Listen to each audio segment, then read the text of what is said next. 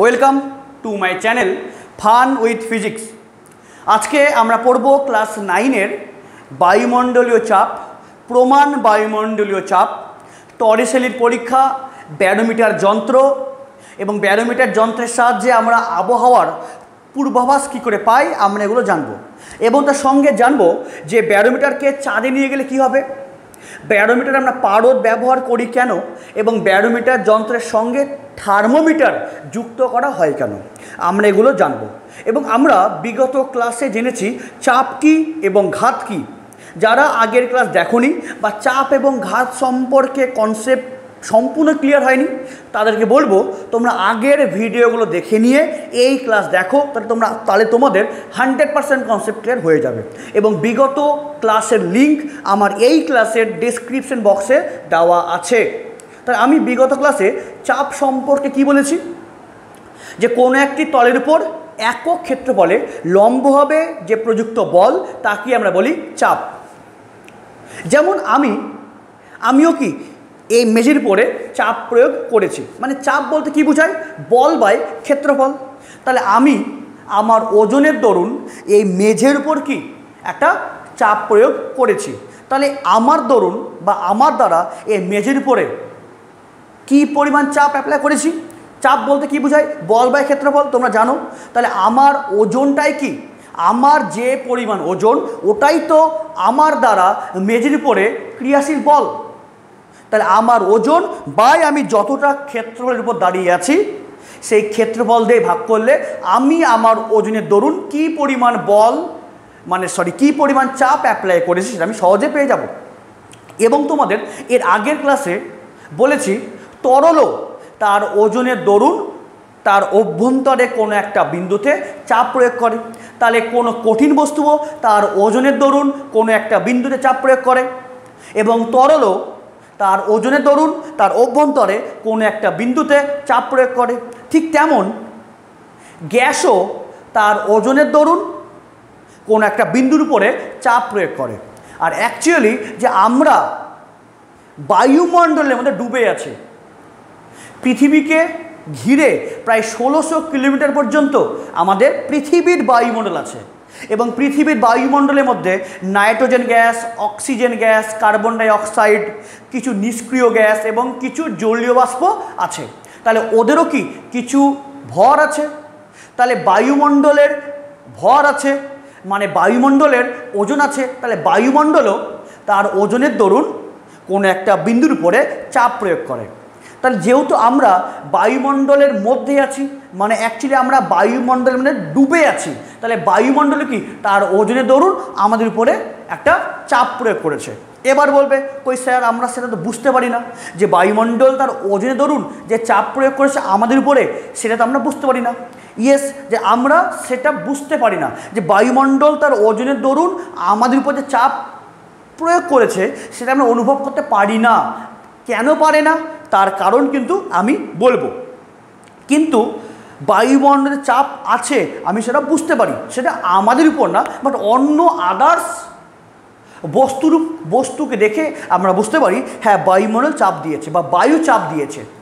কি করে দেখবে, তুমি একটা ফুটবলকে বা একটা ভলিবলকে যখন পাম্প করার পর ওই ফুটবলকে যখন তুমি সংকোচন করবে, যখন কম্প্রেস করবে, দেখবে তুমি ওকে কম্প্রেস করতে পারছো না।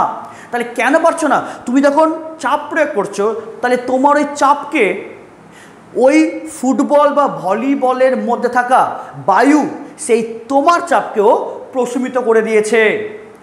তখন তুমি যখন চাপ দিচ্ছ তখন তুমি ওকে কম্প্রেস করতে পারছো না। কেন পারছো না, কারণ ভিতরে যে বায়ু আছে সেই বায়ু এবার তোমার চাপের এগেনস্টে চাপ প্রয়োগ করার জন্য তোমার চাপকে প্রশমিত করে দিয়েছে।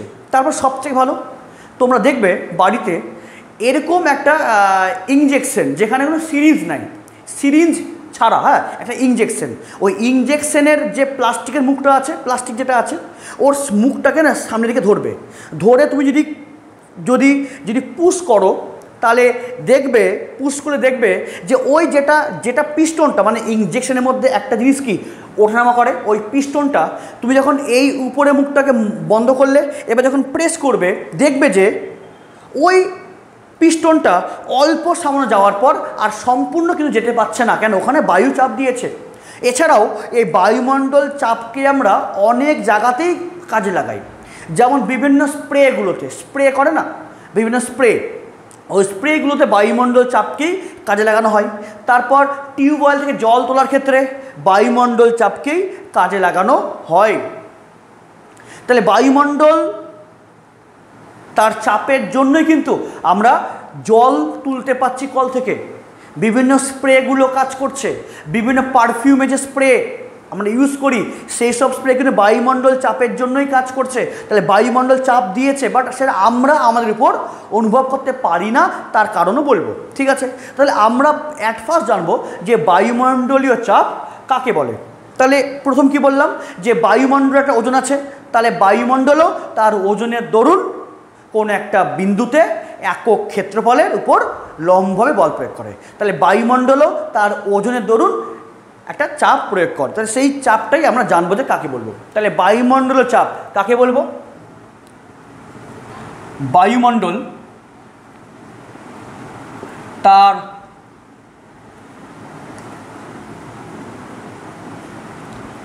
তার ওজনের জন্য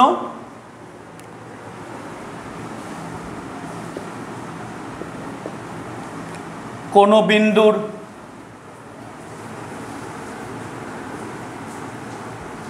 চারিদিকে একক ক্ষেত্রফলে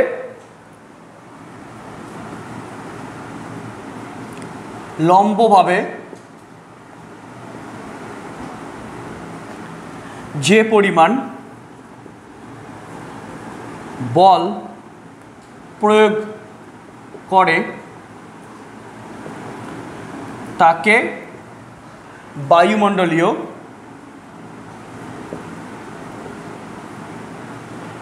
চাপ বলে। যে অ্যাকচুয়ালি আমরা কি জানি যে পি মানে কি, এফ বাই এ, চাপ মানে বল বাই ক্ষেত্রফল। এবং কি বললাম, আমি মেঝের উপরে কি পরিমাণ বল অ্যাপ্লাই করেছি, যেটা আমার ওজন, সেটাই।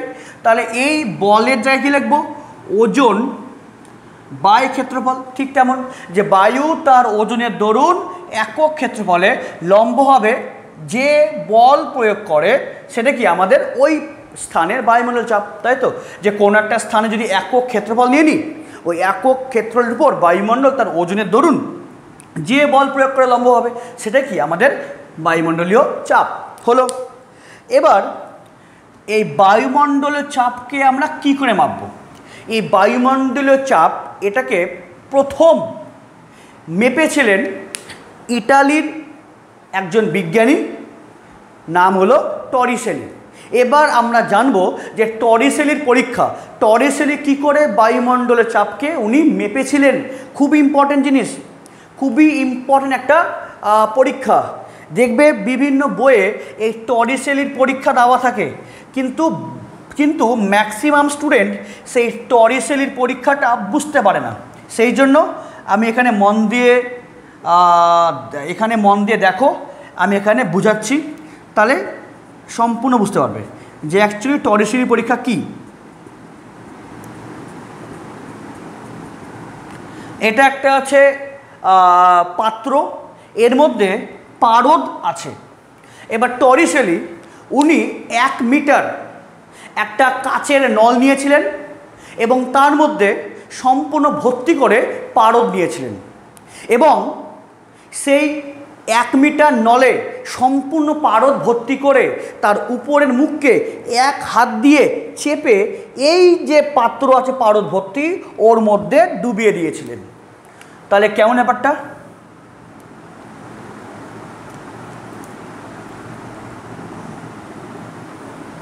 এই এরকম।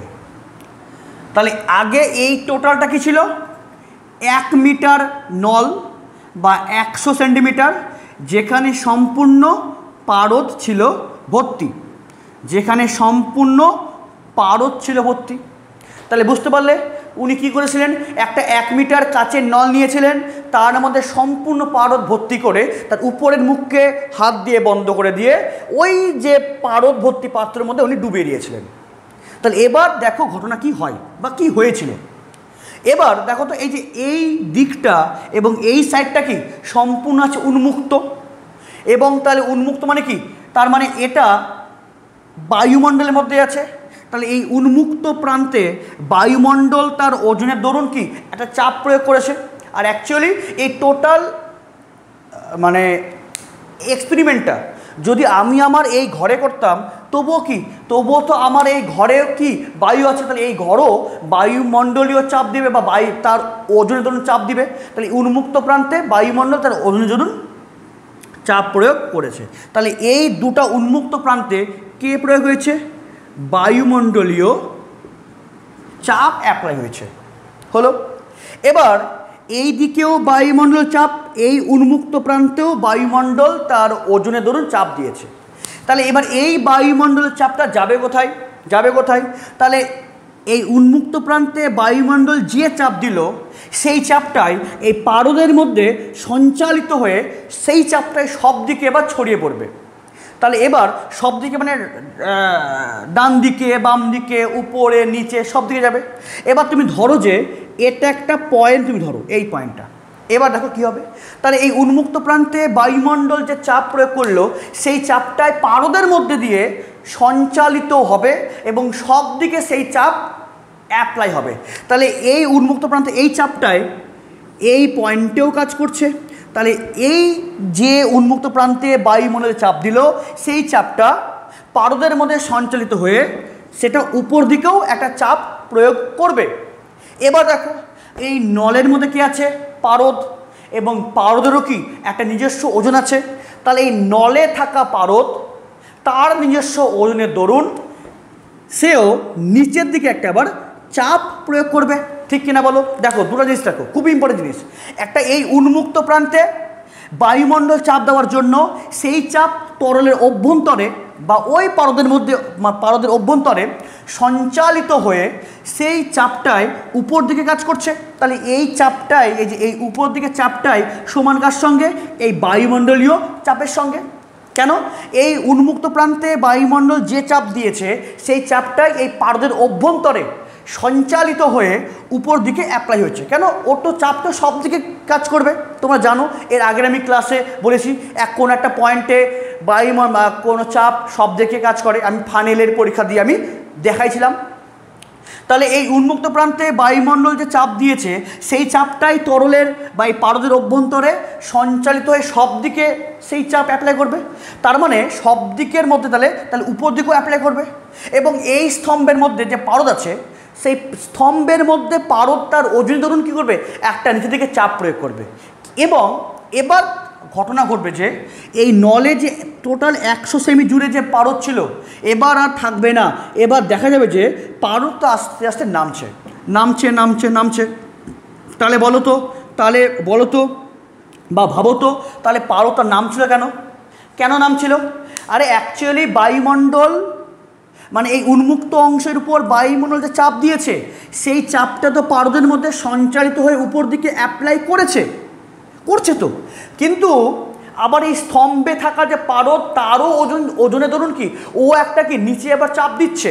কিন্তু প্রথমে পারদটা খানিকটা নামলো, তাহলে নামলো কেন? তার মানে এই বায়ুমণ্ডল যে চাপ দিয়েছে ওই চাপটাই তো ওর উপর দিকে কাজ করছে।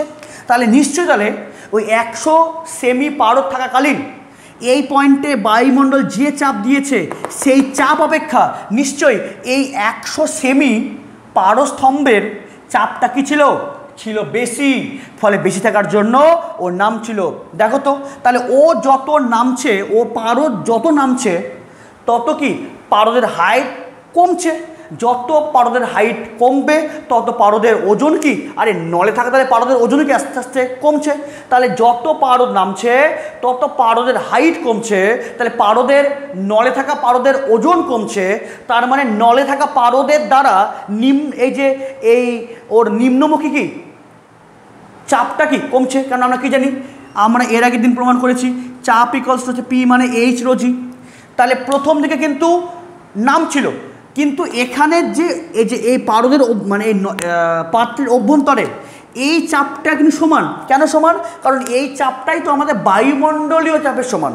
তাহলে বায়ুমণ্ডল চাপ তো কনস্ট্যান্ট, তাহলে ওর ভিতরে যে চাপ দিচ্ছে ঊর্ধ্বমুখী, তাহলে এই চাপও কি কনস্ট্যান্ট। কিন্তু প্রথম দিকে আমরা কি দেখলাম যে পারদ খানিকটা আস্তে আস্তে নামলো। কেন নামলো? কারণ আমরা কি জানি যে তার মানে যে পারদ নামলো, তার মানে এই পারদ স্তম্ভের মধ্যে থাকা পারদও কি তার ওজনে ধরুন কি একটা চাপ প্রয়োগ করছিল, কিন্তু ও নামলো কেন? কারণ এর যা চাপ অপেক্ষা এর চাপটা ছিল বেশি, ফলে নামলো। এবার যত নামছে তত পারদের হাইট কি, দেখো হাইট কি আস্তে আস্তে কমছে, মানে তার ওজন কমছে, তাহলে চাপ আস্তে আস্তে, তাহলে এই পয়েন্টে আগে টোটাল 100 সেমির জন্য এই পয়েন্টে এই নল চাপ দিয়েছিল, ফলে হাইট ছিল বেশি, চাপ ছিল বেশি।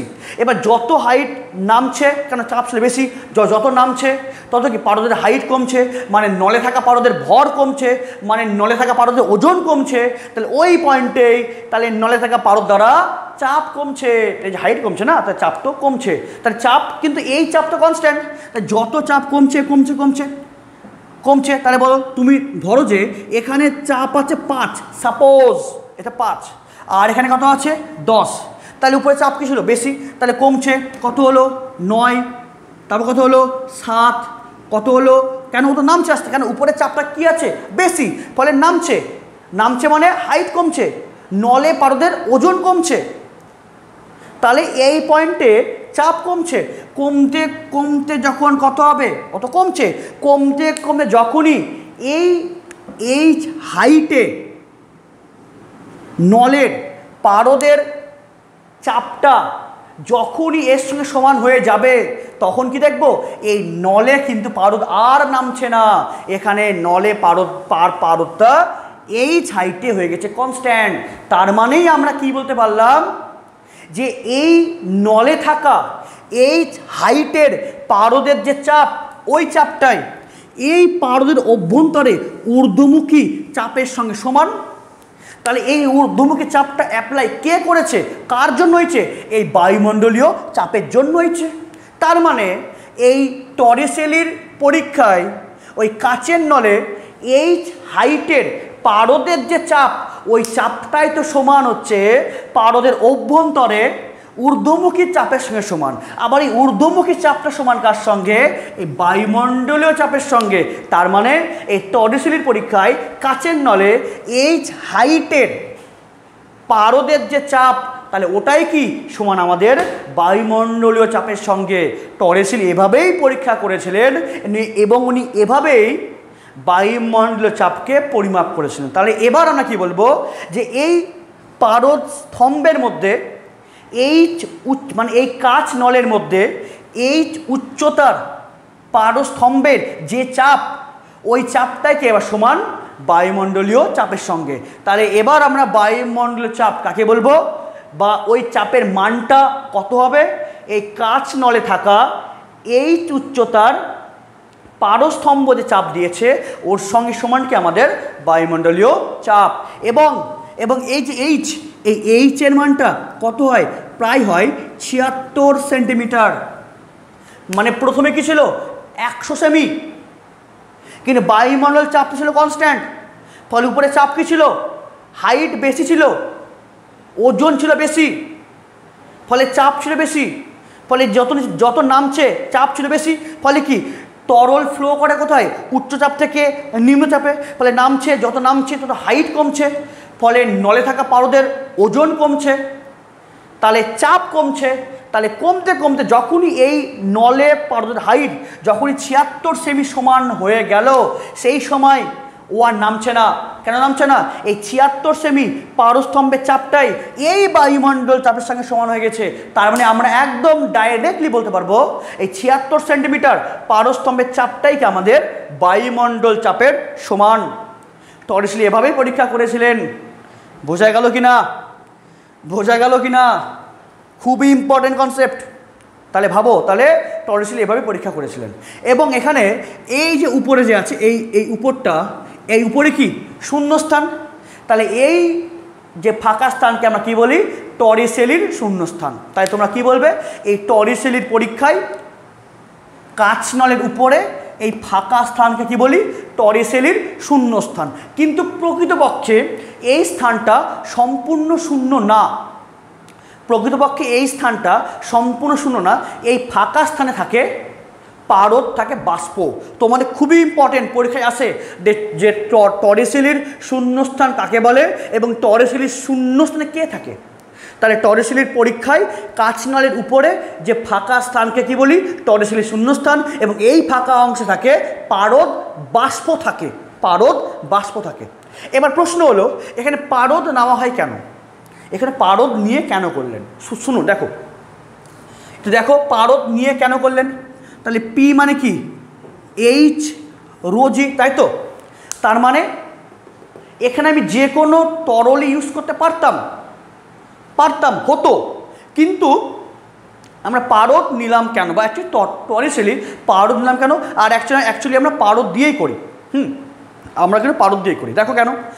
কারণ অ্যাকচুয়ালি এই নলে যে তরলই থাকুক না কেন, সেই তরলের চাপ আর বায়ুমণ্ডল চাপ যখনই সমান হয়ে যাবে, সেই তরলের ওই হাইটের যে চাপটা মানে কি?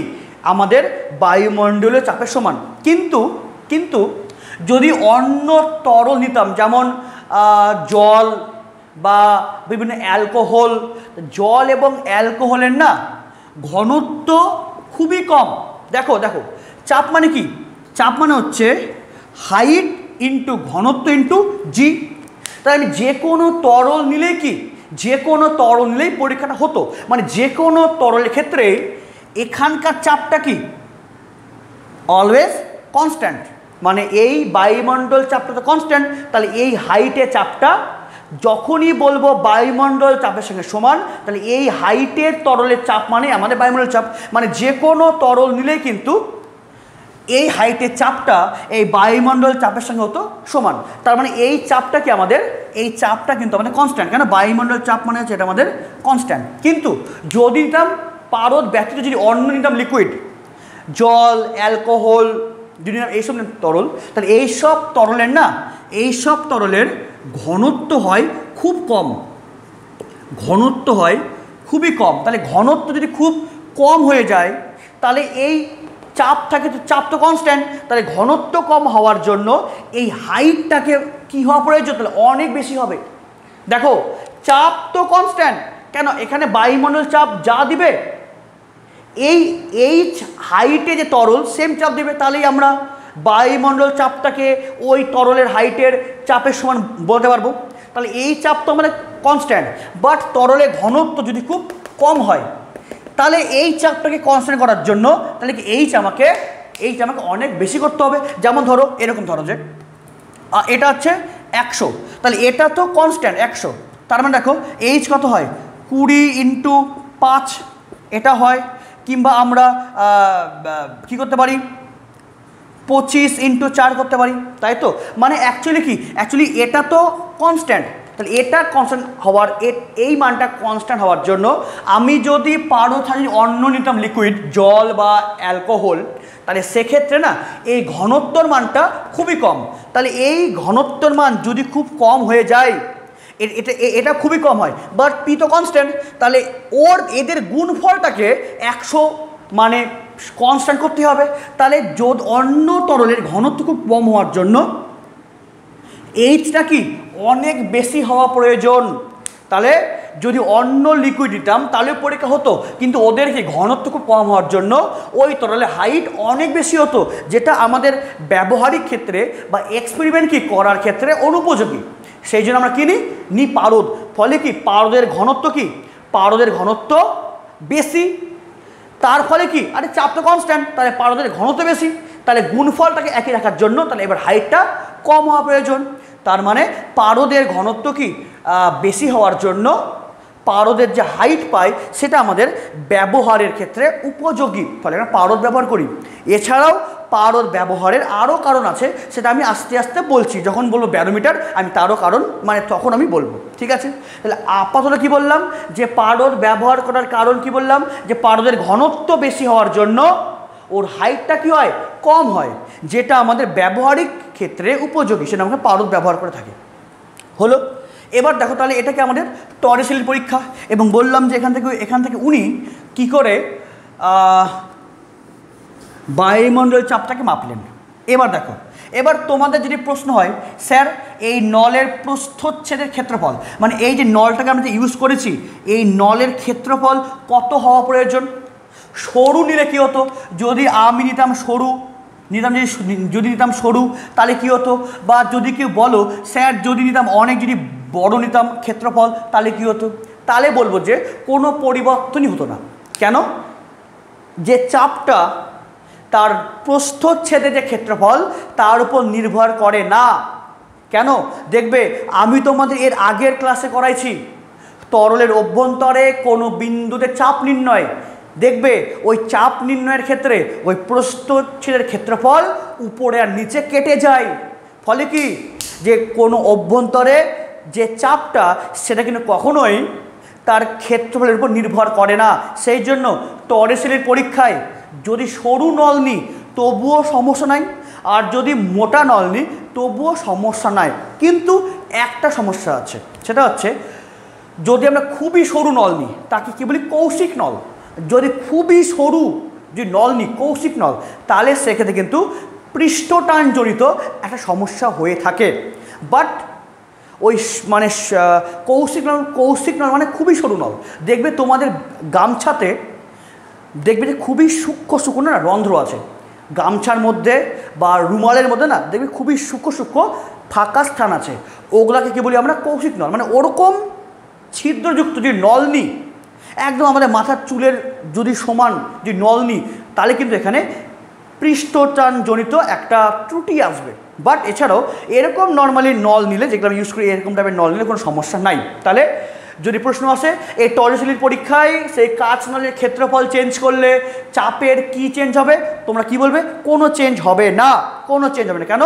তার ক্ষেত্রফলের উপর চাপ নির্ভর করে না। ক্লিয়ার? ঠিক আছে, এটা প্রথম বললাম। এবার সেকেন্ড বলি যে যদি এই উপরের নলকে এই কাঁচকে যদি ফুটা করে দিই, এই উপরের যে কাঁচ নলকে যদি ফুটা করে দিই তাহলে কি ঘটবে?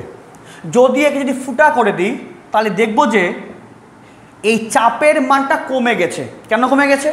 যদি ফুটা করে দিই তাহলে কিছু কি বায়ু এই ফুটা দিয়ে ওর মধ্যে প্রবেশ করবে, তাহলে বায়ু এই পারদের তলে ও এক্সট্রা চাপ দিবে, ফলে এই হাইটটা আরও সামান্য পরিমাণ কমে যাবে, ফলে হাইট কমা মানে চাপও সামান্য পরিমাণ কমে যাবে। তাই তোমরা কি বলবে, যদি টরিসেলের উপরে যদি ফুটা করা হয় ওই নলকে, তাহলে কি বলবে, বায়ু প্রবেশ করবে, ফলে বায়ু এক্সট্রা চাপ দিবে, ফলে চাপের মানটা কমে যাবে। হলো?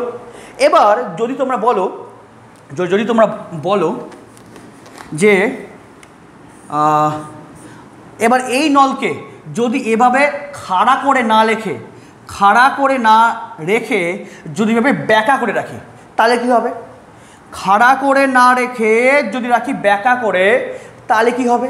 তাহলে বলবো যে তাহলেও কোনো পরিবর্তন হবে না, শুধুমাত্র এই ফাঁকা স্থানটা যেটা ছিল ওই ফাঁকা স্থান কী হবে, হয়তো সামান্য পরিমাণ ভরাট হবে, কিন্তু এই মুক্ত তলের সাপেক্ষে এই তলের হাইটটা কিন্তু 76 সেন্টিমিটারই হবে। তাহলে যদি আমি কাট করে রাখি তবুও কিন্তু চাপের কোনো চেঞ্জ হবে না। কেন? এখানে যে চাপ দিয়েছে, যে বায়ুমণ্ডল চাপ দিয়েছে, ওই চাপটা কি এর এইচ হাইটের মানে 76 সেমি হাইটের চাপের সঙ্গে সমানই হবে। তার মানে ওই নলকে কাট করে রাখলেও কোনো আমাদের সমস্যা নাই। ক্লিয়ার? বোঝা গেল? তাহলে টরিসেলের শূন্যস্থান বললাম, ওখানে থাকে পারদ বাষ্প থাকে, ক্ষেত্রফলের উপর নির্ভর করে না, ছিদ্র করলে চাপটা কমে যাবে, তারপরে কাট করে রাখলেও কোনো সমস্যা নাই। বোঝা গেল? এবার আমরা কি করব? এবার আমরা এই বায়ুমণ্ডলীয় চাপ পেলাম, কিন্তু এবার দেখো যে বায়ুমণ্ডলীয় চাপ সব জায়গায় সমান নয়। বায়ুমণ্ডলীয় চাপ কিন্তু সব জায়গায় সমান নয়, সমান না। কেন? তার প্রথম কারণ হচ্ছে তার অবস্থান। তার অবস্থান, ওই টরিসেলির পরীক্ষা যে আমরা করছি, সেই যদি অবস্থান চেঞ্জ করি তাহলে কিন্তু সেটা চেঞ্জ হবে। আর সেকেন্ড কি বলে? আবহাওয়া। আবহাওয়া, আবহাওয়া, হাওয়া ও উষ্ণতা উপর নির্ভর করে। বায়ুমণ্ডলের চাপ কিন্তু সমান না, সব জায়গায় সমান না। সেটা ডিপেন্ড করে কার উপরে? আমি কোথায় অবস্থান করাচ্ছি এবং উষ্ণতা। কেন দেখে নাও, তাহলে আমরা যে পরীক্ষাটা করলাম, তাহলে সেই পরীক্ষাতে আমরা কি বলবো? ওই সেই 76 সেন্টিমিটার পারস্তম্ভের চাপটাই সমান কার সঙ্গে? আমাদের বায়ুমণ্ডলের চাপের সঙ্গে। তার মানে আমরা কি জানি? পি মানে হচ্ছে এইচ রোজি। তাহলে সেখানে এইচ বলতে কি বোঝায়? 76 সেন্টিমিটার। তাহলে সেই 76 সেন্টিমিটার পারস্তম্ভের চাপটাই কি আমাদের বায়ুমণ্ডল চাপের সঙ্গে সমান। এবং দেখো, ওই চাপ নির্ণয়ের সময় আমরা কি আছে, একটা আছে জি মানে অভিকর্ষীয় ত্বরণ। পৃথিবীর বিভিন্ন স্থানে জি এর মান একই না। জি এর মান আমরা কি জানি? 980 সেন্টিমিটার পার সেকেন্ড স্কোয়ার। এসআইতে 9.8 মিটার পার সেকেন্ড স্কোয়ার। কিন্তু অ্যাকচুয়ালি পৃথিবীর বিভিন্ন স্থানে জি এর মান আলাদা। তাহলে জি এর মান আলাদা হলে তাহলে বিভিন্ন স্থানে কি বায়ুমণ্ডল চাপের মানটাও কি হবে? আলাদা হলো। এবং আবহাওয়া কি? যদি আবহাওয়া পরিবর্তন করে, যদি টেম্পারেচার যদি পরিবর্তন করে, তবে এই যে নিয়েছি রো মানে কি? পারদের ঘনত্ব। কেন? অ্যাকচুয়ালি চাপ মানে কি? 76 সেন্টিমিটার পারস্তম্ভের চাপ। তাহলে এইচ মানে কি? 76 সেমি। রো মানে কি আছে? পারদ। তাহলে পারদের ঘনত্ব। আর জি মানে অভিকর্ষীয় ত্বরণ। এবার যদি আবহাওয়া চেঞ্জ হয়, যদি তাপমাত্রা চেঞ্জ হয়, তাহলে কিন্তু পারদের ঘনত্বও চেঞ্জ করবে, তাহলে কিন্তু চাপের মানটাও চেঞ্জ করবে। তাহলে বোঝা গেল যে বায়ুমণ্ডলের চাপ কিন্তু সব জায়গায় সমান না। সেটা নির্ভর করছে কার উপরে? যে তার অবস্থান এবং আবহাওয়া উষ্ণতা। কেন? অবস্থান চেঞ্জ করলে জি চেঞ্জ করবে, ফলে চাপ চেঞ্জ করবে। আবহাওয়া এবং উষ্ণতা চেঞ্জ করলে ঘনত্ব চেঞ্জ করবে, ফলে চাপ চেঞ্জ করবে।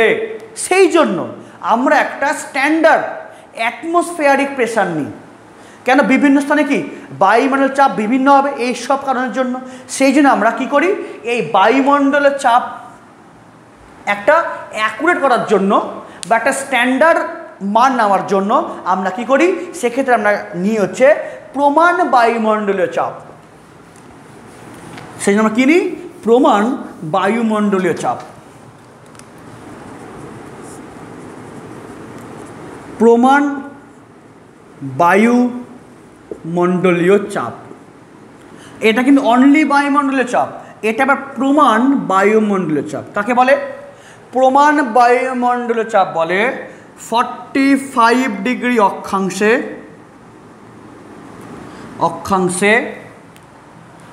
0 ডিগ্রি সেন্টিগ্রেড উষ্ণতায় সমুদ্র পৃষ্ঠ থেকে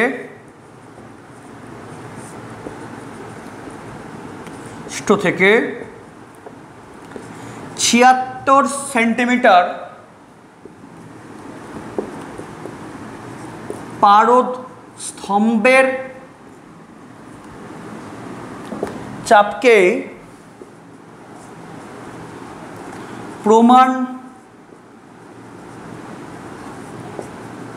বায়ুমণ্ডলীয় চাপ বলে।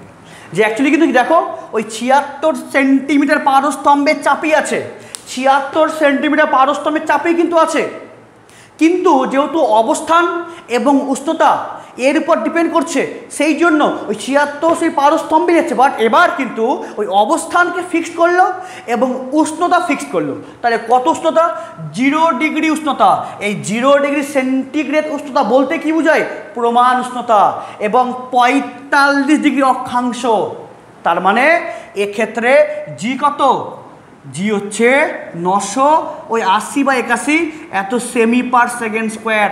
তাহলে দেখো যেহেতু আমরা তার অবস্থান এবং যে আবহাওয়ার উপর কি বায়ুমণ্ডল চাপটা সমান পাচ্ছি না, ফলে আমাকে ওদেরকে কারেকশন করতে হবে। এই জন্যই এই জন্য কী বললো 45 ডিগ্রি অক্ষাংশে 0 ডিগ্রি সেন্টিগ্রেড উষ্ণতায় সমুদ্রপৃষ্ঠ থেকে 76 সেন্টিমিটার পারস্তম্ভের চাপকে কি বলি প্রমাণ বায়ুমণ্ডলীয় চাপ। দেখো 76 সেমি আছে, বা যারা ছিল গন্ডগোল করছিল এবার ওদেরকেই করে দিল কারেকশন। তাহলে এবার তাহলে এই প্রমাণ বায়ুমণ্ডলীয় চাপের মান কত হবে? এবার চাপের মান, কোন চাপের মান? এবার প্রমাণ বায়ুমণ্ডল চাপের মান কত হবে? পি হবে এইচ রো জি। এইচ মানে কি 76 সেন্টিমিটার, রো মানে কত? রো মানে কি ঘনত্ব। কখন ঘনত্ব? তাপমাত্রা পরিবর্তন করলে তো ঘনত্ব চেঞ্জ হয়ে যায়। তাহলে কোন ঘনত্ব বা কোথায়? এই যে 0 ডিগ্রিতে, মানে প্রমাণ উষ্ণতায় পারদের ঘনত্ব কত হয়? 13.6 গ্রাম পার সেমি কিউব ইন্টু হচ্ছে 980 সেমি পার সেকেন্ড স্কোয়ার। দেখো তাহলে এইচ কত? 76 সেমি সিজিএসে, রো কত? 13.6 গ্রাম পার সেমি কিউব সিজিএসে, জি কত? 980 সেমি পার সেকেন্ড স্কোয়ার সিজিএসে। এই টোটাল গুণ করলে আমরা পাই কত? 1.013 ইন্টু 10⁶ এত ডাইন পার সেন্টিমিটার স্কোয়ার। তাহলে এটাকে আমরা কি বলি? প্রমাণ বায়ুমণ্ডলীয় চাপ। এটা কি লিখি আমরা? 1 ATM মানে 1 অ্যাটমসফিয়ারিক প্রেসার, মানে প্রমাণ বায়ুমণ্ডলীয় চাপ কত হয়? 1.013 into 10⁶ dyne per semi square.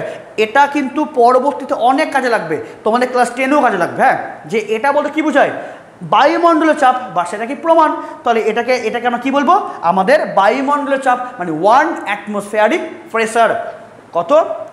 তাহলে 1 ATM মানেই এত ডাইন পার সেমি স্কোয়ার। এবার দেখো তোমাদের বিগত ক্লাসে, একদম ফার্স্ট ক্লাসে আমি দেখিয়েছিলাম যে 1 পাস্কাল মানে 1 নিউটন পার মিটার স্কোয়ার মানে 10 ডাইন পার সেমি স্কোয়ার। যারা দেখেছো তাদের মনে আছে, আর যারা দেখোনি তারা অবশ্যই দেখে নেবে। এটা আমি প্রমাণ করে দিয়েছিলাম। তাহলে এই ডাইন পার সেমি স্কোয়ার থেকে যদি আমি একেই যদি পাস্কাল বা নিউটন পার মিটার স্কোয়ার যদি কনভার্ট করি, তাহলে আমাকে 10 দিয়ে ভাগ করতে হবে। তাহলে আবার সেই 1 ATM, এই 1 ATM মানে কত হবে? 1.013 ইন্টু 10⁵ এত নিউটন পার মিটার স্কোয়ার, মানেই হচ্ছে 1.013 ইন্টু 10⁵ এত পাস্কাল। তাহলে 1 ATM মানে 1.013 into 10⁶ dyne per semi square. আবার 1 ATM মানে 1.013 into 10⁵ newton per metre square. আবার এটা মানেই এত পাস্কাল। বোঝা গেল? এছাড়াও এই ডাইন পার সেমি স্কোয়ার বা পাস্কাল ছাড়াও বায়ুমণ্ডলীয় চাপ মাপার আরও দুটো একক আমরা ব্যবহার করি। একটাকে বলা হয় বার, একটাকে বলা হয় টর। এগুলা সব নোট করবে, এগুলা সবই নোট করবে।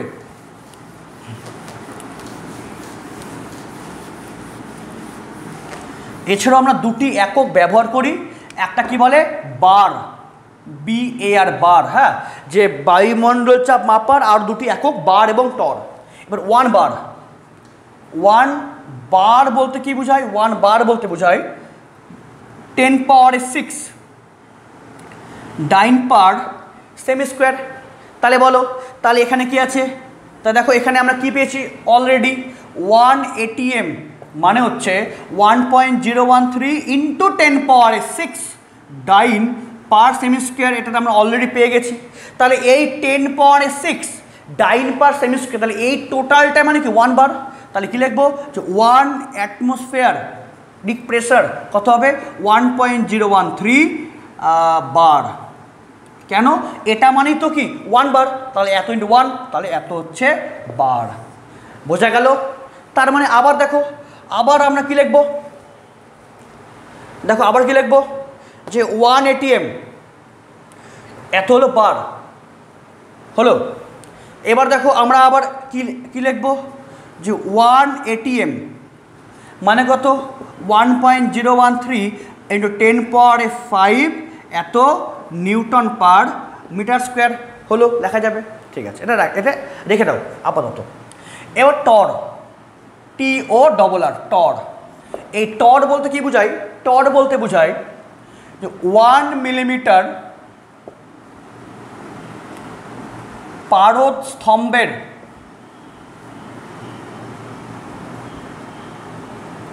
চাপকেই 1 টর বলা হয়।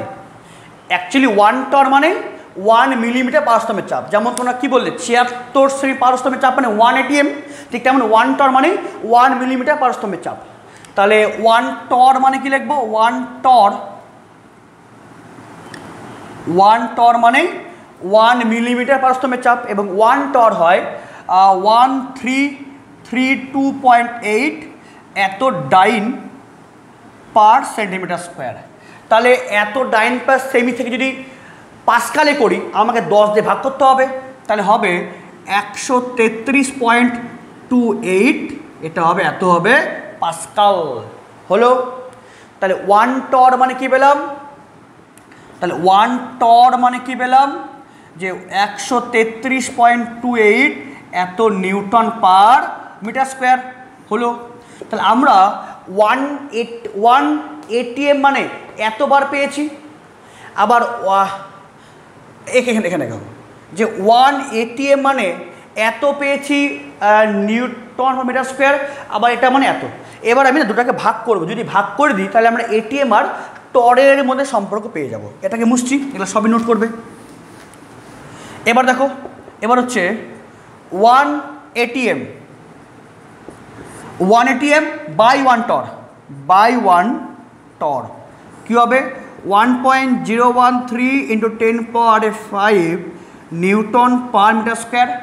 আর বাই কত হবে? 133.28 নিউটন পার মিটার স্কোয়ার। এটা কাটলো এবং এটাকে ভাগ করলে দাঁড়াবে প্রায় অ্যাপ্রক্সিমেট 760। তার মানে 1 ATM ইকুয়ালস টু কত আসবে? 760 টর। তাহলে এটা কি হলো? আমাদের অ্যাটমসফিয়ারিক প্রেসার এবং টরের মধ্যে সম্পর্ক। এটা কি আবার অ্যাটমসফিয়ারিক প্রেসার এবং বারের মধ্যে সম্পর্ক। বোঝা গেল তো? অ্যাটমসফিয়ারিক প্রেসারের সঙ্গে টরের সম্পর্ক, এটা অ্যাটমসফিয়ারিক প্রেসারের সঙ্গে বারের সম্পর্ক।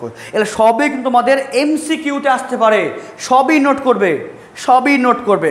যেখানে বুঝতে পারবে না আমাকে অবশ্যই কমেন্টে জানাবে, আমি তৎক্ষণাৎ চেষ্টা করব যাতে তাড়াতাড়ি তোমাদের ডাউট ক্লিয়ার করার জন্য, বা আমি সেই মেসেজের যাতে তাতে রিপ্লাই দিতে পারি। অবশ্যই ভালো করে মন দিয়ে বুঝবে এবং বইটা মন দিয়ে পড়বে, কারণ বইটাই মেন আমাদের। হলো? সব নোট করবে। এবার নেক্সট হচ্ছে আমাদের ব্যারোমিটার যন্ত্র। ব্যারোমিটার কাকে বলে? যে যন্ত্রের সাহায্যে বায়ুমণ্ডলীয় চাপ মাপি তাকে বলে ব্যারোমিটার। তাহলে তোমরা বলবে যে স্যার টরিসেলি ওনার পরীক্ষায় যে যন্ত্র ব্যবহার করেছিল, তাহলে ওই যন্ত্রের সাহায্যেও তো আমরা বায়ুমণ্ডলের চাপকে মেপেছিলাম, তাহলে ওই যন্ত্রকে কি আমরা ব্যারোমিটার বলতে পারবো? আমি বলবো হ্যাঁ। তোমরা ওই টরিসেলির পরীক্ষায় সেই কাঁচ নলকে তোমরা ব্যারোমিটার বলতে পারবে, বাট তাকে আমরা কি বলি? সরল ব্যারোমিটার। সেটা সরল ব্যারোমিটার। এবং তাকে আরও মডিফাই করে আমরা বর্তমানে যে ব্যারোমিটার ব্যবহার করি তাকে বলে 14 ব্যারোমিটার। আমরা কি বলি? 14 ব্যারোমিটার। তাহলে ব্যারোমিটার কাকে বলবো? যে যন্ত্রের সাহায্যে আমরা বায়ুমণ্ডলের চাপ মাপি তাকে আমরা বলি ব্যারোমিটার। কিন্তু ওই টরিসেলির যে কাঁচ নলকে আমরা ব্যারোমিটার বলতে পারি, বা সেটা খুব সাধারণ, এবং ওকে মডিফাই করে আরও উন্নত ব্যারোমিটার ব্যবহার করে তাকে বলে 14 ব্যারোমিটার। হলো? এবার বলি যে ব্যারোমিটার যন্ত্রতে আমরা পারদ ব্যবহার করি কেন? হ্যাঁ, এটা খুবই একটা ইম্পর্টেন্ট কোশ্চেন।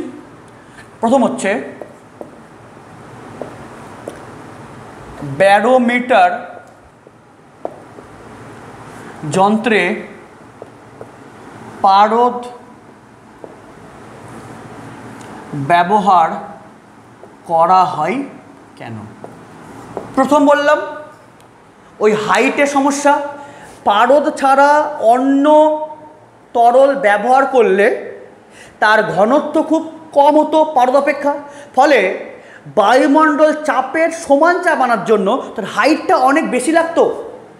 ফলে যা আমাদের ব্যবহারিক ক্ষেত্রে খুব অনুপযোগী, ওটা ব্যবহার করার বারবার অনেক বড় হাইট লাগতো, কিন্তু পারদের কি ঘনত্ব বেশি হওয়ার জন্য তাকে আমরা তাহলে হাইট হবে কম, ফলে ওকে আমরা সহজেই ব্যবহার করতে পারি খুব ছোট জায়গাতেই, এবং নলও খুব ছোট লাগে। সেকেন্ড কি বলবে?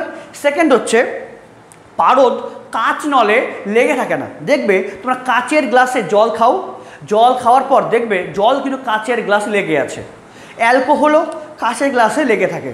তাহলে অ্যাকচুয়ালি পারদ লেগে থাকে না, তার কারণ হচ্ছে স্পর্শকোণ। তোমরা ক্লাস 11-এ পড়বে, আর অ্যাকচুয়ালি আমার অলরেডি ভিডিও দেওয়া আছে, যদি দেখো ক্লাস 11-এর চ্যাপ্টারের নাম হচ্ছে পৃষ্ঠটান। ওই পৃষ্ঠটান বলে আমার প্লেলিস্ট করা আছে, ওখানে তোমরা কিন্তু দেখতে পাবে। সারফেস টেনশনে আছে যে ওটা নির্ভর করে স্পর্শকোণের উপরে। পারদের স্পর্শকোণ 90 থেকে অনেক বেশি হয়, ফলে সে কাচের গায়ে লেগে থাকে না, তার কারণ আছে। কোয়েসিভ ফোর্স, অ্যাডহেসিভ ফোর্স এগুলো আছে, আমি তোমাদের পড়াবো। যখন পড়াবো সান্দ্রতা, তখন আমি তোমাকে বলবো যে কোহেসিভ ফোর্স কী অ্যান্ড অ্যাডহেসিভ ফোর্স কী, কোনো চিন্তা নাই। হ্যাঁ, যাই হোক, ওর উপর নির্ভর করে। তাহলে পারদ কাচ নলে লেগে থাকে না, ফলে পারদ ওঠা নামার জন্য কোনো বাধা পায় না, ফলে পারদ ব্যবহার করি। থার্ড হচ্ছে পারদের হিমাঙ্ক। পারদের হিমাঙ্ক কত হয়? পারদের হিমাঙ্ক হয় -39 ডিগ্রি সেলসিয়াস।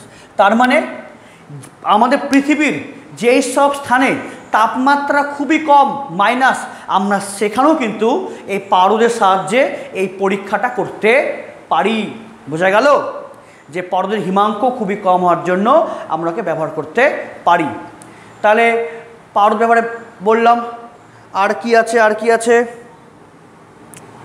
আর কি আছে? হ্যাঁ, আরেকটা আছে ওই টরিসেলির যে শূন্যস্থান। হ্যাঁ, ওই যে টরিসেলির যে আছে না, যে শূন্যস্থান, এই টরিসেলির ফাঁকা স্থানে কি আছে? পারদ বাষ্প আছে।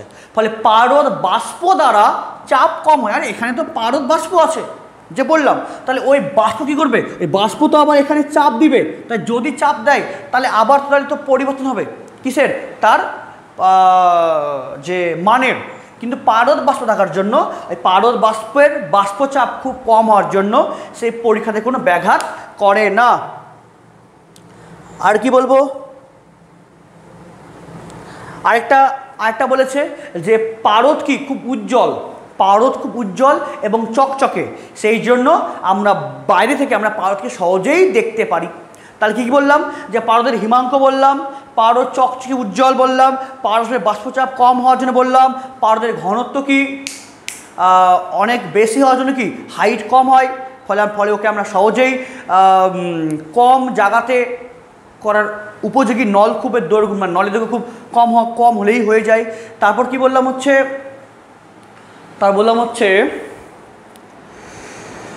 হ্যাঁ, পারদ কাচ নলে লেগে থাকে না, ওই জন্য কোনো সমস্যা হয় না, কোনো বাধা পায় না, ইত্যাদি বললাম। তাহলে বোঝা গেল। এবার বলি যে ব্যারোমিটারের গায়ে একটা থার্মোমিটার।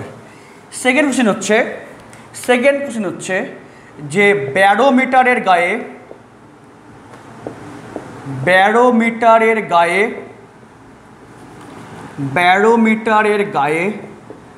থার্মোমিটার যুক্ত থাকে কেন? দেখো, আমি বললাম যে পৃথিবীর প্রত্যেকটা স্থানে কি তার চাপ সমান না, এবং আবহাওয়া চেঞ্জ হলে চাপের মানটা চেঞ্জ করে। তো আমি যেখানে ব্যবহার করব, যেমন সাপোজ আমি আমার ঘরেই যদি ব্যবহার করি ব্যারোমিটার, তাহলে আমার ঘরের রুম টেম্পারেচার কত হয়? আমাদের বাড়ির রুম টেম্পারেচার হয় 25 ডিগ্রি থেকে 27 ডিগ্রি, কিন্তু আমাদের প্রমাণ বায়ুমণ্ডলীয় চাপ কত? 0 ডিগ্রিতে। তাহলে যেহেতু আজকে তাপমাত্রা যা, কালকে তাপমাত্রা হবে কি আলাদা, আজকে 30 ডিগ্রি, কালকে হতে পারে 35 বা 25 বা 20, তাহলে তাপমাত্রা কি ভ্যারি করার জন্য ব্যারোমিটারের পাঠও কী হয়? ভ্যারি করে। সেই জন্য আমরা সেই থার্মোমিটার থেকে লাগানো, যে থার্মোমিটার থেকে বাড়ির বা ঘরের তাপমাত্রা জেনে নিয়ে তারপর আমরা ব্যারোমিটারের সঠিক পাঠ আমরা পাই। তাহলে ব্যারোমিটারের পাঠ যেহেতু, তার তাপমাত্রার উপর নির্ভর করে। কেন করে বললাম? কারণ ওখানে থাকে পারদ, তাপমাত্রা চেঞ্জ করলে পারদের ঘনত্ব চেঞ্জ করবে, তার জন্য চাপের মানটাও চেঞ্জ করবে। ফলে ওই যে আছে থার্মোমিটার, ওর সাহায্যে তাপমাত্রা পরিমাপ করে নিয়ে তাকে আমরা সংশোধন করে দিই। সেই জন্য সেই থার্মোমিটার আমরা ব্যবহার করে থাকি। তারপর এই ব্যারোমিটারকে যদি চাঁদে নিয়ে যায়, তাহলে চাঁদে নিয়ে গেলে কি হবে? দেখো দেখো ওই টরিসেলির পরীক্ষা দিয়েই বলছি, সেই টরিসেলির পরীক্ষা দিয়েই বলছি। এই জাস্ট দেখো এখানে কি আছে? পারদ। এবং এটা কি আমাদের পৃথিবীতে, তাহলে পৃথিবীতে এখানে বায়ুমণ্ডল আছে, পৃথিবীতে বায়ুমণ্ডল আছে, তাহলে এই উন্মুক্ত প্রান্তে বায়ু চাপ দিয়েছে, ওই চাপটাই পারদের মধ্যে কি সঞ্চালিত হয়ে এখানে পড়েছে, এবং এই চাপটায় কি হয়েছে? এই হাইটের সঙ্গে সমান হয়ে গেছে। ফলে এই হাইটের চাপটাই আমাদের বায়ুমণ্ডল চাপের সঙ্গে সমান, তাই তো? কিন্তু চাঁদে তো বায়ুমণ্ডল নাই, চাঁদে যে গ্যাস আছে সেটা খুবই লঘু, মানে চাঁদে বায়ুমণ্ডল নাই। ফলে বায়ুমণ্ডল না থাকার জন্য বায়ুর ওজন নাই, ফলে বায়ুমণ্ডলের ওজনে ধরুন কোনো চাপ প্রয়োগও করেনি। তাহলে পি কত? পি হচ্ছে এইচ রোজি। তাহলে চাঁদে কোনো বায়ুমণ্ডল নাই, ফলে বায়ুমণ্ডলে তাহলে এগুলো চাপ হবে না, তাহলে এই চাপও হবে না। তাহলে এই চাপ না দেওয়ার জন্য ও তার কি নিজের কি ওজনের জন্য ও সম্পূর্ণটা খালি হয়ে যাবে। তার মানে চাঁদে নিয়ে গেলে ওই নলের মধ্যে পারদের কোনো হাইট থাকবে না। কেন? এটা কি বললাম? যে চাঁদে তো বায়ুমণ্ডল নাই, চাঁদে বায়ুমণ্ডল না থাকার জন্য ও তো কোনো চাপ দিবে না। আর এই চাপটাই তো এই হাইটের পারদকে ধরে রেখেছিল। তাহলে এবার চাঁদে বায়ুমণ্ডল নাই, ফলে কোনো চাপ প্রয়োগ করবে না। ফলে চাপ প্রয়োগ না করার জন্য এই টোটাল কি লিকুইডের যে ওজনটা ও সরাই কি সম্পূর্ণটা নেমে যাবে, ফলে কোনো হাইট হবে না। তাহলে ভালো, তাহলে চাপ কত? তাহলে চাপ তো জিরো। তাহলে চাপ জিরো হওয়া মানে এইচ রোজি কত? জিরো। আরে চাপ তো জিরো, এখানে এইচ হাইটের চাপটাই সমান কার সঙ্গে? বায়ুমণ্ডল চাপের সঙ্গে। তাহলে বায়ুমণ্ডল চাপ তো জিরো, তাহলে এইচ রোজি কত হবে? জিরো। বাট রো তো পারদের ঘনত্ব, তাহলে পারদের তো ঘনত্ব আছে, জীব চাঁদে তো গ্র্যাভিটিও আছে। তার মানে কি এদের গুণফলটা শূন্য, চাপ শূন্য, তাহলে এইচ রোজির গুণফল শূন্য। কিন্তু জি তো শূন্য না, রো তো শূন্য না, তাহলে অবশ্যই তাহলে হাইটটাই শূন্য হবে। বোঝা গেল? যে তাহলে টরিসেলির পরীক্ষা করি আর ব্যারোমিটার নিয়ে যায় না কেন? চাঁদে নিয়ে গেলে কোনো বায়ুমণ্ডল নাই, ফলে পারদের কোনো হাইট থাকবে না, ও সম্পূর্ণটা নেমে যাবে। কেন? ওকে তো বাধা দেওয়ার কেউ নাই, ফলে টোটাল ওজনটাই এখানে নেমে যাবে। বোঝা গেল? এবার আমরা এই ব্যারোমিটারের সাহায্যে আমরা আবহাওয়ার পূর্বাভাস আমরা কি করে পাই? দেখো কি করে পাই আবহাওয়ার পূর্বাভাস, এটা বললাম, সব বললাম। এবার লাস্ট আমাদের আবহাওয়ার পূর্বাভাস। দেখো যদি বলি যে এটা একটা কোনো একটা স্থান, আমাদের আমাদের পৃথিবীরই কোনো একটা স্থান, এই স্থানে যদি জলীয় বাষ্পের পরিমাণ যদি অনেক বেড়ে যায়, কিসের পরিমাণ? জলীয় বাষ্প। জলীয় বাষ্পের পরিমাণ অনেক বেড়ে গেছে, তাহলে জলীয় বাষ্পের পরিমাণ বেড়ে গেছে মানে কি? তাহলে এখানে এবার জলবিন্দু বেড়ে গেছে। যখন জলীয় বাষ্প ছিল না তখন ছিল হচ্ছে নাইট্রোজেন গ্যাস ছিল, অক্সিজেন গ্যাস ছিল, তারপর কার্বন ডাই অক্সাইড ছিল। তাহলে এই নাইট্রোজেন গ্যাসের আণবিক ভর কত হয় বা গ্রাম আণবিক ভর কত হয়? 28 গ্রাম হয়, তাই তো? যে নাইট্রোজেন তার গ্রাম আণবিক ভর হয় 28 গ্রাম। অক্সিজেন কত হয়? প্রায় 32 গ্রাম। এটা কত হয়? 44 গ্রাম। বাট এই মানটা খুব কম থাকে। বাট দেখো এই নাইট্রোজেন কত? 28 গ্রাম, অক্সিজেন 32 গ্রাম তার গ্রাম আণবিক ভর, এবং এটা যদি গড় করা যায় তবে প্রায় 28 পয়েন্ট সামথিং হয়। এবং দেখো যে যদি জলীয় বাষ্প থাকে, তা জলীয় বাষ্পের মানে কি? জলীয় বাষ্প মানে জল আছে, তাহলে জলের গ্রাম আণবিক ভর কত হয়? 18 গ্রাম হয়। তাই দেখো, যখন বায়ু ছিল শুষ্ক, বায়ু শুষ্ক হলে ওই স্থানে বায়ুর ভর বেশি। বায়ু শুষ্ক মানে কি, আছে নাইট্রোজেন, আছে অক্সিজেন, আছে কার্বন ডাই অক্সাইড, তাহলে এদের গ্রাম আণবিক ভরটা বেশি। তাহলে বায়ু শুষ্ক হলে বায়ুর ওজন বেশি, ফলে চাপ বেশি, উচ্চ চাপ। কিন্তু যদি জলীয় বাষ্প হয়ে যায়, তাহলে জলীয় বাষ্প মানে কি জল, তাই জল হলে তাহলে তাহলে ওই স্থানে জলীয় বাষ্প যদি অনেক বেশি হয়ে যায়, তার জল আর জলের কণাগুলো বাড়ছে, তাই জলের কণার তার গ্রাম আণবিক ভর কত, 18 গ্রাম। তাহলে শুষ্ক বায়ু গ্রাম আণবিক ভর বেশি, তাই শুষ্ক বায়ু ওজন বেশি। জলীয় বাষ্পপূর্ণ বায়ু হয়ে গেলে ওর ওজন কি কমে যাচ্ছে, ওজন কম মানে ওই স্থানে চাপ কমে যাচ্ছে। তাহলে যদি বলি যে কোনো স্থানে যদি জলীয় বাষ্প বাড়তে থাকে, তাহলে ওই স্থানে কী হবে, বায়ুর গ্রামাণবিক ভর কমে যাচ্ছে, তাহলে ওজন কমে যাচ্ছে, তাহলে ওই স্থানে চাপ কমে যাচ্ছে, তাহলে ওই স্থানে কি ওই স্থানে কী হবে, একটা নিম্ন চাপের সৃষ্টি হচ্ছে। বোঝা গেল? তার মানে এই জলীয় বাষ্প কি সৃষ্টি হওয়ার জন্য ওখানে নিম্নচাপ সৃষ্টি হচ্ছে, ফলে কি, ফলে ওখানে একটা ঝড়ের সৃষ্টি হবে। ঝড় কেন, আরে পাশে তো আছে শুষ্ক বায়ু, মানে ভর বেশি, চাপ বেশি, এবং তার পাশে হয়তো কোনো কি স্থানে হয়তো জলীয় বাষ্প বাড়ছে, তাহলে চাপটা কমছে, তাহলে কী হবে, এখানে নিম্নচাপ সৃষ্টি হবে। ফলে এই উচ্চ চাপযুক্ত বায়ু এখানে ধেয়ে ছুটে আসবে, মানে একটা ঝড়ের মতো সৃষ্টি করাবে। এবং তার সঙ্গে সঙ্গে যেহেতু জলীয় বাষ্প বাড়ছে, ফলে এখানে একটা মেঘ হবে সৃষ্টি, মেঘ সৃষ্টি হওয়ার জন্য এখানে আবার বৃষ্টিপাতও ঘটবে।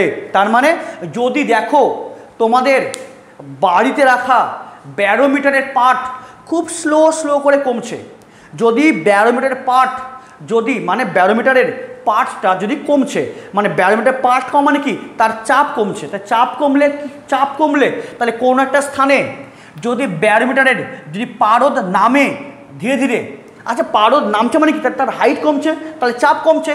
তাহলে কোনো স্থানে পারদের উচ্চতা যদি নামতে থাকে, তাহলে ওখানে নিম্নচাপ সৃষ্টি হয়েছে। তাই নিম্নচাপ সৃষ্টি হওয়া মানে কি, ওখানে জলীয় বাষ্পপূর্ণ বায়ু সৃষ্টি হয়েছে, মানে নিম্নচাপ সৃষ্টি হয়েছে, ফলে ঝড় সৃষ্টি হবে। এবং তার সঙ্গে যে জলীয় বাষ্প আছে ওরা আবার মেঘ সৃষ্টি করাবে, ফলে ওখানে আবার কী করবে, যে বৃষ্টিপাত ঘটাবে।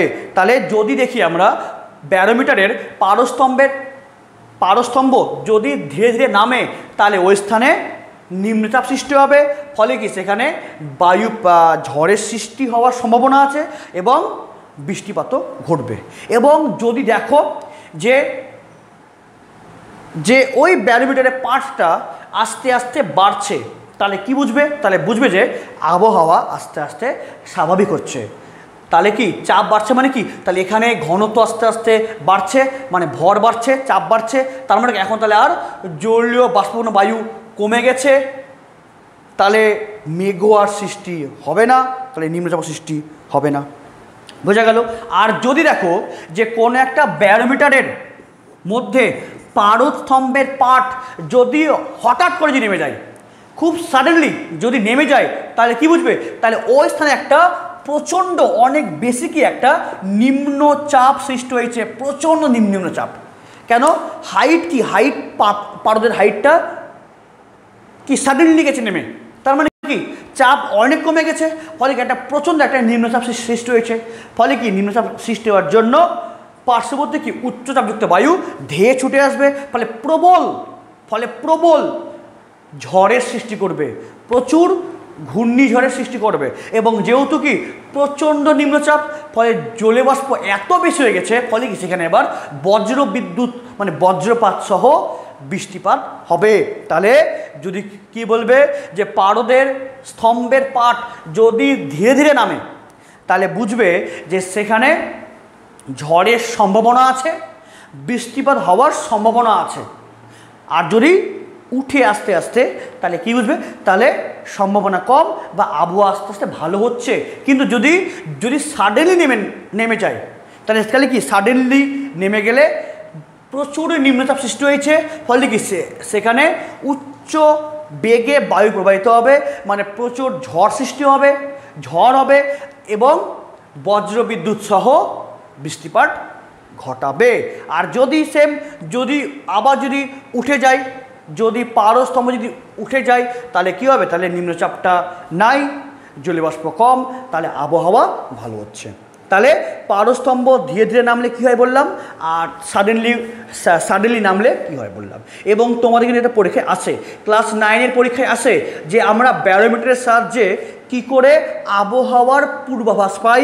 এবং এছাড়াও তোমাকে 1 নম্বরের শর্ট কোশ্চেনে দিয়ে দিবে যে পারস্তম্ভ যদি হঠাৎ করে নেমে যায় তাহলে আবহাওয়ার কী পূর্বাভাস পাওয়া যায়, যদি ধীরে ধীরে নামে তাহলে কী পূর্বাভাস পাওয়া যায়, যদি উঠে আস্তে আস্তে তাহলে কী পূর্বাভাস পাওয়া যায়। তাহলে বললাম, তাহলে আজকে কী বললাম, বায়ুমণ্ডল চাপ বললাম, প্রমাণ বায়ুমণ্ডলের চাপ বললাম, টরিসেলির পরীক্ষা বললাম, এবং ওই টরিসেলি সম্পর্কিত আরও অনেক আদার্স থিওরিও বললাম হলো, এবং তার সঙ্গে বিভিন্ন চাপের এককগুলো বললাম। এছাড়াও ডাইন, অ্যাটমসফিয়ারিক প্রেসার, আমাদের টর, বার ইত্যাদি বললাম, এবং এদের মধ্যে সম্পর্ক বললাম। 1 ATM এর সঙ্গে টরের সম্পর্ক, 1 ATM এর সঙ্গে বারের সম্পর্ক বললাম। তার সঙ্গে আমাদের 14 ব্যারোমিটার হলো, ব্যারোমিটারকে সঙ্গে কেন থাকে থার্মোমিটার, কেন রাখি পারদ, এবং তার সঙ্গে চাঁদ নিয়ে গেলে কি হবে, তার সঙ্গে আবহাওয়ার পূর্বাভাস। খুব মন দিয়ে পড়বে, বইটা খুঁটিয়ে খুঁটিয়ে পড়বে, যেখানেই সমস্যা হবে আমাকে সেখানেই কমেন্ট করে জানাবে। তাই দেখা হচ্ছে নেক্সট ক্লাসে আর নতুন থিওরি নিয়ে। ততক্ষণ বাড়িতে পড়ো। Thank you.